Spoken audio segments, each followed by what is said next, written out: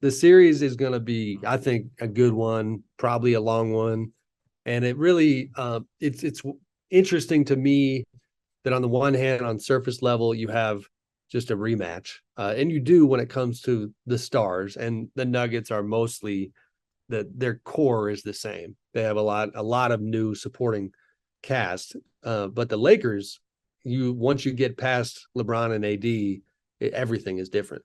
And our Jovan Buha, Lakers beat writer, I thought wrote a really strong piece the other day talking about the Lakers differences in the way they've evolved since 2020. And I think this is a lot of what will make the matchup so interesting is that back in 2020, you had LeBron playing point guard, and Jovan and his piece had all the data, and man, it was a trip to see, just to quantify how different they function. LeBron was playing point guard, AD was at the four. That was back in the Dwight Howard, JaVale McGee roster days where they had all that size to contest with Jokic. And now AD, at long last has committed to that center role. And LeBron, is playing the vast majority of his time at the three and the four. And then they're pretty deep when it comes to the backcourt. When you got D'Angelo Russell and Austin Reeves and Dennis Schroeder, LeBron's usage has gone down a lot. His assists have gone down from 2020. I mean, he led the league in assists during that year. But to their credit, here they are. But where I think it's going to make this rematch hard, or at least interesting and potentially hard, is that Nikola Jokic is a significantly better player now than he was in 2022 or 2020, which is saying something because he was pretty damn good back then.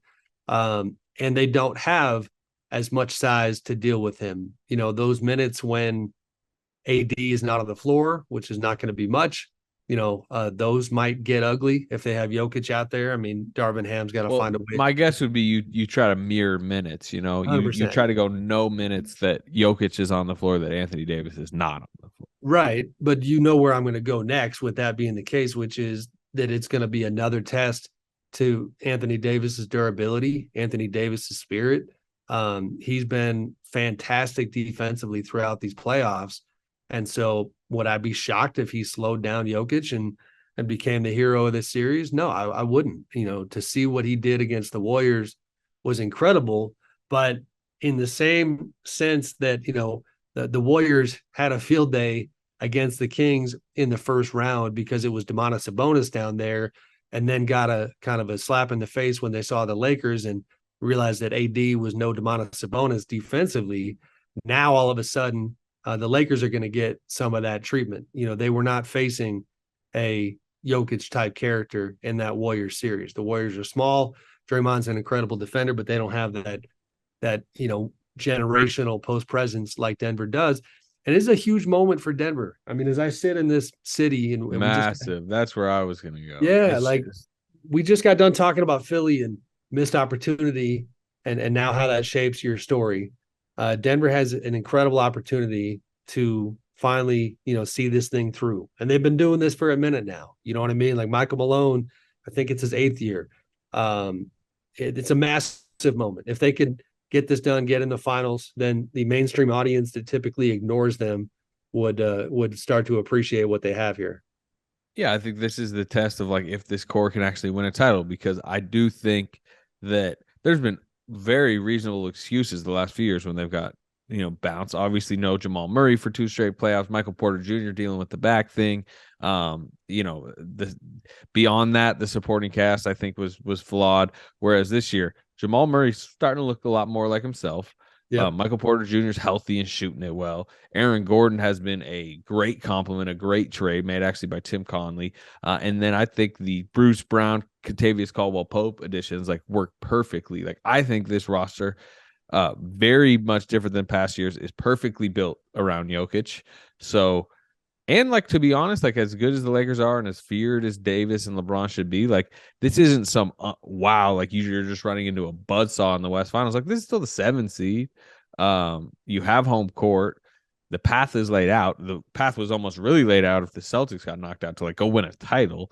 But yeah, like this is to me the test of like, can this Jokic core actually be a champion or not? Because I don't know that it'll ever look this clear for them.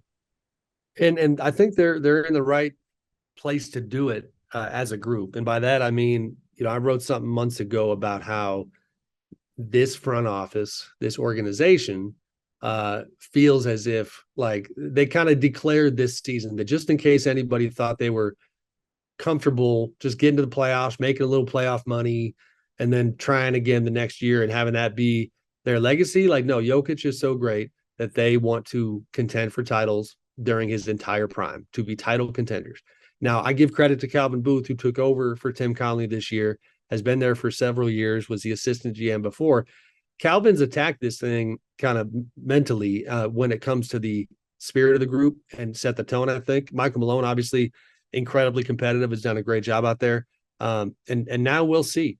And I think that everything you hit on with their depth is big. And I know you got to bounce later, but my last thought on the Nuggets, the connectivity between their group, I think is the kind of thing that can win you games in a series against the Lakers. And the contrast to me is interesting but contrast between the Lakers and the Suns. I'm sorry, the Nuggets in terms of the time that their guys have spent together. I think that's going to come into play here because Jokic knows what Jamal Murray's doing, every time down the floor, and vice versa. These Lakers are still learning one another. A lot of them have only been together since February.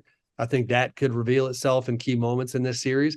And when the Nuggets took care of Phoenix, wildly talented at the top, Devin Booker, Kevin Durant, you started to see that, like as elite as those players were on the Suns side, they were up against a Nuggets team that can read each other's minds.